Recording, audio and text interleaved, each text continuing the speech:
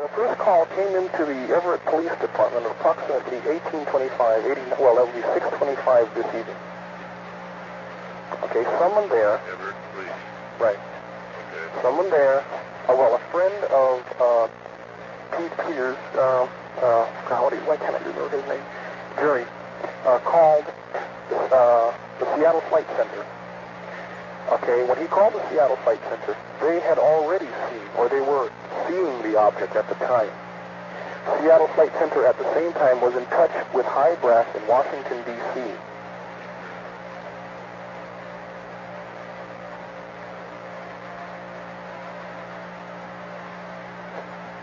They called Seattle Flight Center and they were in touch. Did they have the object under observation? They did at the time. I don't know if they had it exactly at that time, but when the object was reported, a call was made to Seattle Flight Center.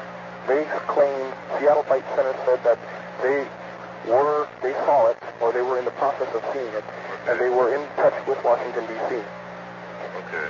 The object was seen as far as Alberta, Canada, was seen as far east as Spokane, and other cities across the state. It was seen as far north? Well, as far north as Alberta, Canada. It was seen as far east as Spokane.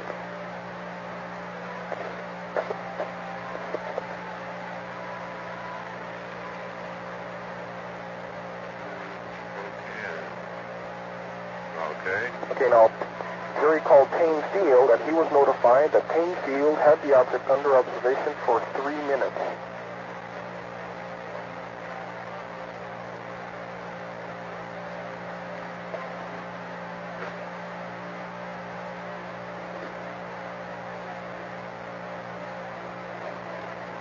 Okay. He then called the Whidbey Island Naval Station, talked to whoever he talked to there. They said they had the object under observation for approximately 5 minutes.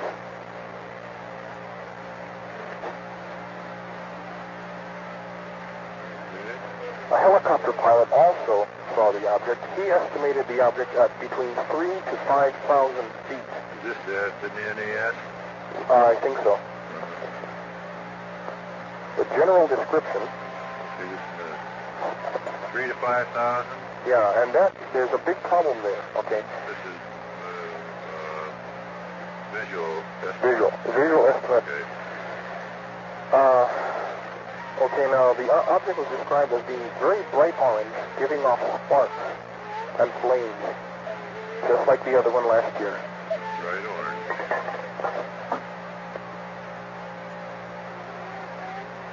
Okay, George, just a minute.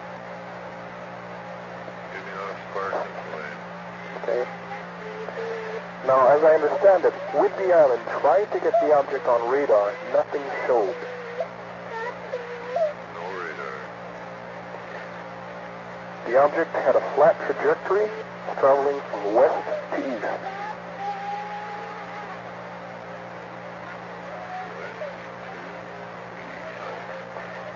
According to witnesses, they followed the object intermittently through the cloud layer that was swirling around. And the last thing they saw was the object looked like it just exploded or broke into pieces.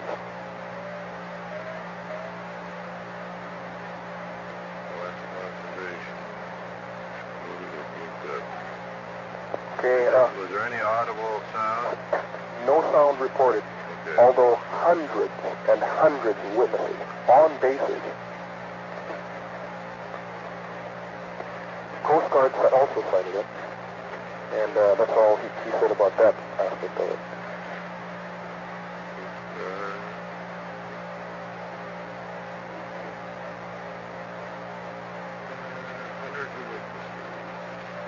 They said they don't know how many witnesses there are, except that they've been getting calls and people on the bases. There's a lot of witnesses on the bases.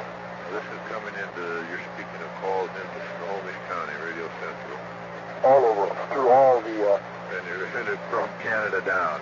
Yeah. Okay. That's the preliminaries that he got in, 20 minutes. Okay. He's going to check further. He wanted to know if I should check this out, and I told him, indeed, try to check him out. And I told him something, and I believe this. It seems that these fireball-type sightings always are followed by a flap. Yeah. And I told him to watch it. You know, I think that it may be indicative of a flap. I told him there's more to it than that, because this thing was seen for, like you say, for 5 minutes. Yeah, well, see, there's the problem, see. The estimate is for an object to be seen for 3 or 5 minutes, and the witnesses said it was traveling very slow. Yeah. It would have either had to be really high and extremely huge, or very low, or medium, 3 to 5,000 feet, and going slow. And it ain't no goddamn bolide. So that's it. He's going to call me tomorrow night. There may be some witnesses down here at the Seattle Flight Center who may want to talk. And I'm going to go down and do some investigations on that. And he's going to do some more checking tonight. He'll either call me tomorrow, but when he comes here on Sunday, he may have most of the report all typed up. He's calling Heineck also on that. Okay. And that's it. Very good. Okay, we'll see you later. Right. Bye. Just right during the news, and I was looking, the couch faces the window, and I just glanced out the window because I noticed this bright, glowing object. Like, it wasn't an airplane. I knew that because they have those mercury lights in them. Yes. That are really bright lights.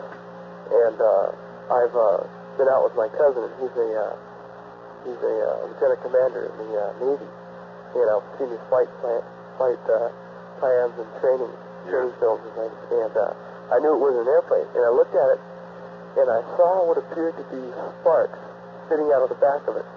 So immediately, what I thought it was a plane in distress on low power, which would cause the lights to dim, and it was on fire. And I looked at it, and I started walking towards the window. I got up, and I went to go out on the lanai, and it was gone. I saw it glow. It looked like it was heading south. It looked like it was heading south for about 2 seconds, and then it turned east immediately, and it accelerated. And a lot of sparks were coming out of the back immediately when it started heading east. That's when it started to accelerate. You saw the sparks. Yes. Okay. And that was for about 3.5 seconds. And then that was it. Then I opened the lanai door, and it was gone. Everything, the sky was clear, and then I saw, about 5 minutes later, either a helicopter or an airplane begin to circle the area in which I saw it. The plane did move into the area. Yes, I think either a plane or some type of helicopter. It was kind of like north of Ballard. I see. It seemed like that's about the location where the plane was. Okay, fine. We heard about it, a helicopter being out there, but we didn't know exactly where it was at.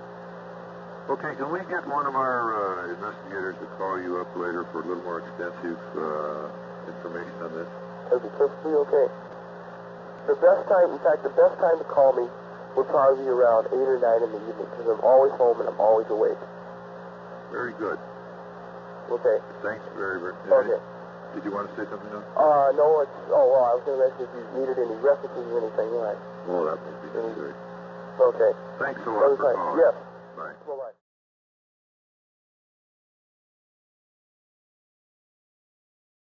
Hi, Bob. Yes, sir. Yeah, sorry to bother you. Not at all. Just had a call that I thought you might want to log in. Up in Vancouver, off Vancouver. I just had a call from a guy in Vancouver Island, on Vancouver Island. Okay. And they saw the same thing. Beautiful. They saw the same thing just off Vancouver Island. They thought it looked like a plane on fire. It was just very fiery and quite streaky. So we called in to report it, so I figured since I'd saved the call and send the money and call you instead. Beautiful. What's the man's name? His name is... Okay, beautiful. I've been, I called the Associated Press. They haven't had a thing on it. KI hasn't had a thing on it, but I did get a call from a senior at Queen Anne High School who lives on right overlooking the water on Queen Anne Hill, and he saw the thing over the sound. Oh, yeah, all right. And it was maneuvering at the time, and then by the time he got to the window, the thing had turned east and just shot away like a bullet. I'll be damned. Well, it looks like there's more than one then. I think so. It appears that way. I'll be damned. And usually this sort of thing over the past, we've experienced that other areas that have had similar widespread sightings, which appear to be fireball-type activity, are usually followed up with extensive activity in the future. I'll be damned. Okay, well listen, I'll talk to you later then. Thanks a lot, Chet. Bye-bye. Bye. Fruits for the field team. Yeah. And I received a call at home while I was at work, and I thought I'd call back, and I called his home phone. There was no answer, so I called the line on the card because I guess he's got a hot sighting going someplace, and I thought he might need me. Yeah, are you one of the parties that has a CB radio? Yes. Okay, well, we had an object go over the Pacific Northwest tonight about 6:25. Uh-huh. We've been getting reports from as far north as Alberta, Edmonton, Alberta, and east to Spokane, south to the Dalles, Oregon. Uh-huh. And apparently there's more than one object involved here. And I was just on the other line talking to a newsman, and he says that citizens band people are picking up quite a bit of information. And apparently something's going on over around Tacoma right now. Yeah, well, we've got a CB set up here at home, and we've been monitoring off and on, but we've got 23 channels to scan, and we can't really pick out which one the action's on right now. Right. Okay, I'll get back to you if I get anything important. Give me a call, too. Oh, incidentally, I brought up to Jake the other day an idea of contacting some of the local radio stations like KJR, who did the big deal on the car statement.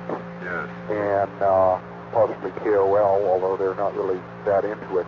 But when I heard, I believe yesterday in the morning, an interview with you on KOL, and when I called KJR this morning for an appointment with Chet Rogers, they said you'd been in contact with them. Yes, I have. Oh, I see. Well, would there be any point in me going ahead and making contact with them then? Jake gave me a bunch of promo material to pass out. Uh-huh. So I was just wondering if I should go ahead and make contact with them myself.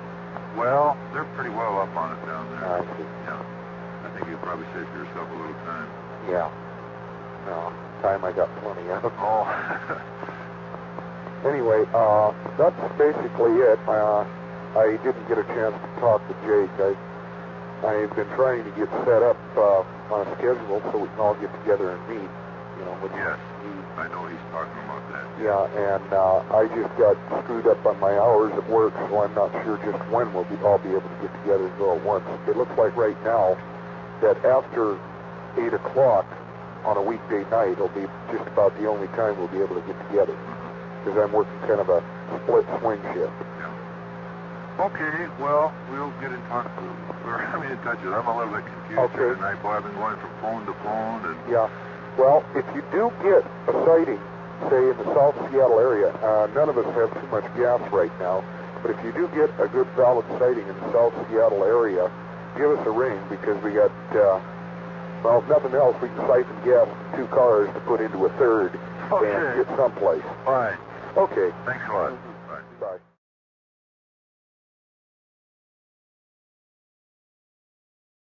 Thurston County Sheriff's Department. Good morning. This is Bob Gerbil of Phenomena Research in Seattle, Washington. Mm-hmm. What kind of information or recent information do you have on this so-called meteor impact area near McKinnon? It was in Lewis County, down by Chehalis. Oh, Lewis County. Yeah, you want me to give you the phone number? Yes, please. Okay. Do you have the approximate location of that? Well, evidently it was somewhere near the county line, and all I had was we did have a complaint at, about, let's see, 8 o'clock last night, and it said in the Tono area, which is in our county, but it turned out to be south of that. So I don't really know. Evidently it was, you know where the steam plant is down there in Lewis County? Yes. Evidently it was 10 to 15 miles west of that.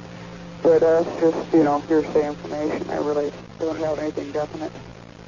Okay, thanks very much. Mm-hmm. Bye-bye. Bye-bye. KJR Radio, Don speaking. News department, please. This is the news department. Okay, this is Bob Gribble of Phenomena Research in Seattle, Washington. All right. We would like to get a little information on that so-called fireball seen in your area last night. Okay, I'll tell you what I know, but it ain't much. Okay. You want to ask me questions? Well, Phenomena Research? right. That sounds cool. Is it something like Believe It or Not, or? Oh, no, we specifically investigate UFO reports. Yeah, that's cool. That's really interesting. Okay, like I say, do you want to ask me questions, or you want me to tell you what I know, which is... Well, tell me what you know first. Okay, the Lewis County Sheriff's Department is probably the most local person that talks to me about it and that's willing to say that they know anything. And they tell me that last night, McCord Air Force Base Air Approach called them and said that one of their planes had seen an impact in Lewis County and that they saw a fire on the ground at that spot. They reported that they had seen it something like 7:35 p.m. and that it was on a line between McKenna and Cinnabar. Somewhere between those two, they said that it looked like it was about 3 miles north of Cinnabar and 13 miles south of McKenna. Okay. The Sheriff's Department says that makes it within a circle radius of something like 30-mile radius circle. I guess McCord sent a chopper to look around, but I guess clouds took over, so they just had to give up the search. And according to the sheriff, again, no search has been going on since that time, but the Sheriff's Department says they're going to send their chopper, the Sheriff's chopper, out at 10 o'clock to look around that spot, see if they can find any fire or anything. Okay. Have you had any calls? Okay. Personally, the only calls that I've had is from other radio stations asking, what do you know? I see. I haven't had a single person call and say, we saw something. And the Sheriff's Department just told me that they hadn't had a single person call, a civilian and say, we saw this thing, what's going on? Yes. A plane crash or anything like that. Okay. As far as that goes, I heard a tape on another radio station. They played a man they said was an FAA official saying that people said that they'd seen it all the way up into Canada and that, all around the state of Washington people had seen a fireball. Yes. But like I say, I've got no calls here. Neither is the other radio station. They just told me the other radio station talking about them. They say they heard from no one other than other radio station. Okay, we are in search of witnesses to this thing in your area. Is there any chance of getting any kind of a blurb on your news? If you are? Yeah, I'd say so. I'm probably going to be in search of myself, because that'd be the only thing that I'd have, to tell people that somebody said they saw it. Okay. Right. You haven't discovered any yet, have you? Oh, yes. You have? We were flooded with calls last night. Oh, that's cool. Yeah, everywhere from 6:15 to about 7:45 reported sighting. I guess the reason, or I would assume the reason, maybe you can, verify this, would be why it, that not too many people called around here is that because where it fell is just an extremely, nobody lives there. Miles of logging roads is all in there. Yes. Down in the hills. Well, we had, like I say, many individual sightings here, and many of them at low-level altitudes around the Seattle area. Yeah. Have you heard from anybody from Lewis County? No, I called there, and I couldn't get any information at all. By Lewis County, have you heard any citizens from Lewis County? No. Okay, Mr. Gribble. Well, hope you find something. Hope I do too. you might call back. Like I say, I will probably be, if they don't find anything, I'll probably be going down to the area myself, see if I can find anybody who says he saw it. Okay, swell. Thanks a lot. Okay, you what? Bye.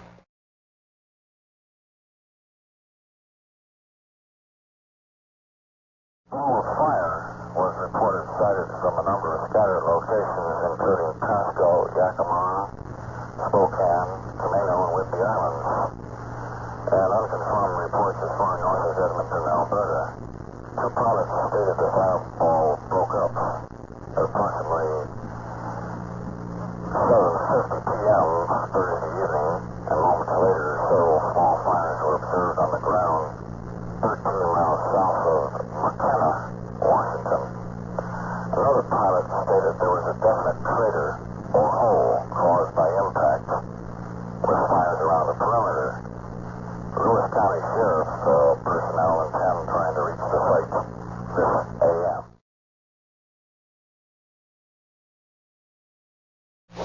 I was laying on the Davenport, sort of half watching TV. It must have been around 8:30, somewhere like that.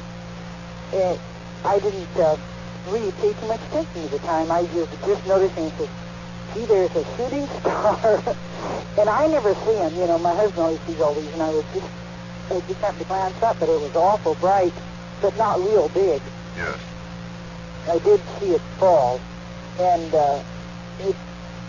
it was over in the, I believe, kind of in the Cinnabar, or, from the angle I was looking at, it was southeast of where I'm 5 miles north of Onalaska, and it was, it wasn't really a heck of a big one, though, but it was bright as it is. Okay, what direction was it traveling? It came from the south and kind of at an angle, kind of came northeast or something. South to northeast? I believe it was. It seemed like it was kind of at an angle it was coming. It didn't seem to be extremely, it seemed like it was almost straight up, really, from it. But it was at an angle of northeast. I see, okay. Okay, well, we sure appreciate your calling. Yeah, I never realized it until a guy from the county called me this morning. He's going to come out and check my drainage, and he said, they're looking for a meteorite. And I said, I seen it fall, and he said, you did? And I was listening to the news, and it said to call, yes, and let you know. So it just was kind of a surprise. I mean, I never seen anything fall like that before. Yes. Okay. And if you ever see anything again in the future, be sure to give us a call. Yeah, I will do that. Thank you very much. Bye. Bye.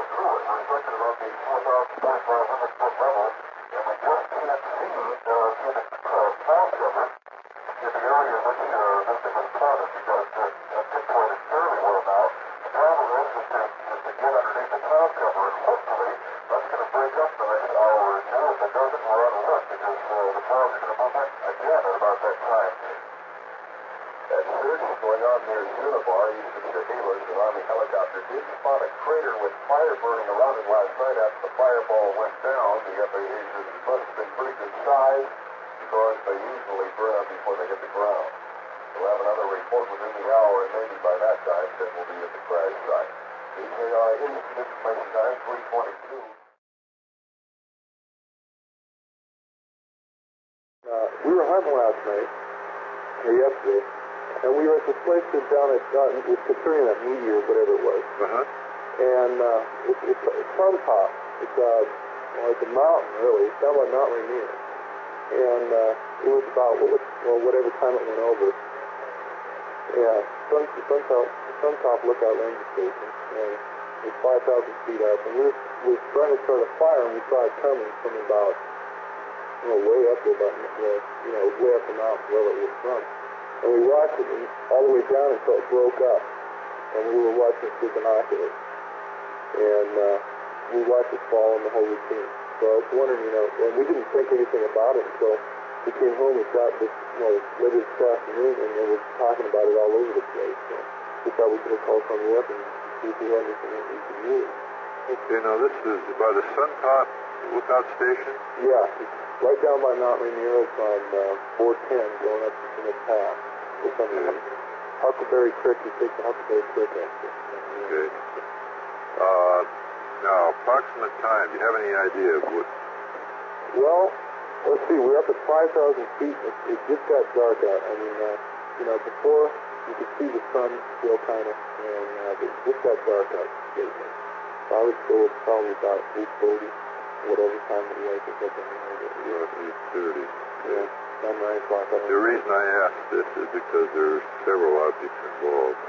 Yeah, we saw two of them. We just got a glimpse of the second one. But the one we saw was paralleling. They're coming kind of northeast from the mountain. We saw it first, it was at the northeast, and it kind of paralleled the mountain.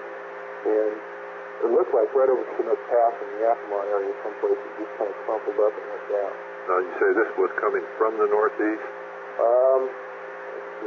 Yes, up from the northeast a little bit. It was more from east. And kind of running parallel with the mountain range? Yeah. Uh-huh. And it was really strange because we just saw it, and we right away we were looking at it through binoculars. And I don't even know how far away from it we were, but from what we saw, it was flaming, whatever it was, and it had a tail on it. Uh-huh. And I thought it was just a king-size skyrocket, but then it couldn't be that. So if that's what it looked like, the tail was about, from where we were, about 100 yards long. It's pretty gigantic, and then it looked like a plane chasing it. It was probably Air Force or somebody. You say it looked like there was a plane chasing it? Yeah, it looked, it was behind it about, 15 minutes or so, but whatever it was we saw was really boogie. It was really moving right along. Yeah, and that was just the one or two? That was the one. One, okay. And then we saw it got about parallel with it, which is about, I'd say down a little more, about 10 miles more south towards Mount Rainier, we saw it break up. And it went down, and it wasn't flaming anymore, so I think it was whatever it was all out of flame. If you know what I mean. Right. It broke up into about, we don't know how many pieces, but it was really strange looking. Then we got a glimpse of another one, I think it was the one that everybody's talking about, people by Mount Rainier over there. But this first one was followed by aircraft. It might have been. We saw, airplane lights were definitely following it. Yeah.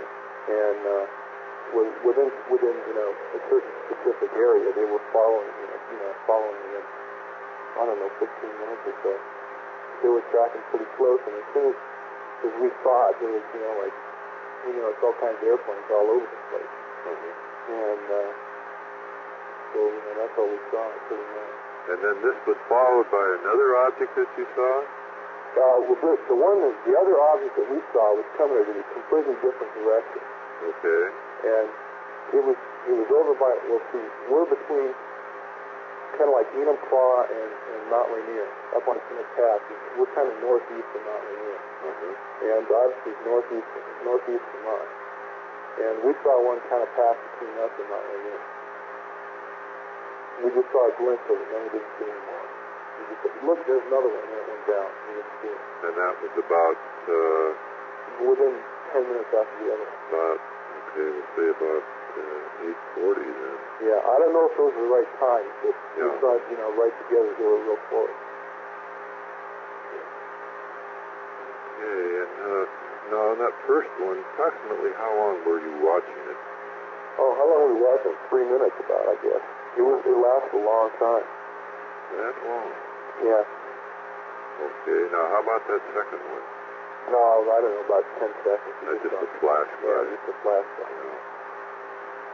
But the one that we saw was just, it was just coming. It wasn't going down, it wasn't going up, it was just paralleling the top of the mountain, at the same elevation all the time, just going right through the crowd. And then I was watching through the binoculars laughing, and I just saw it, it just kind of got brighter a second, then it just kind of broke up and went down. And that's all we saw. after that, I mean, we saw, just past, that's all we saw. We didn't see anything. Right. No sound? No, we didn't hear any sound. Could you hear that aircraft that was falling in? No, we couldn't. That was being drowned out by an airplane that was going right over the top of us at that time, which I think was the ranger who was checking us out. Oh. I could tell you the truth, but the ranger, whoever it was that was going over the top of us, was in a prop plane, and he was pretty loud. Yeah, they can get pretty noisy. So he was drowning out the rest of whatever we heard. Uh-huh. And whoever was up there in that plane definitely saw it, because they couldn't have missed it. It was like somebody holding a mast up in the sky. It was really impressive. Okay, is there any other information you can add to that? Well, to anyone else that saw it? Well, me and my friend were there, but he has the same thing. We kind of worked this out before we talked to him.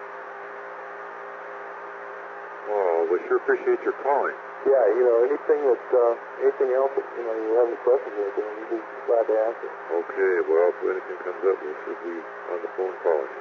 Okay, thanks very much. Thank you for calling. Bye.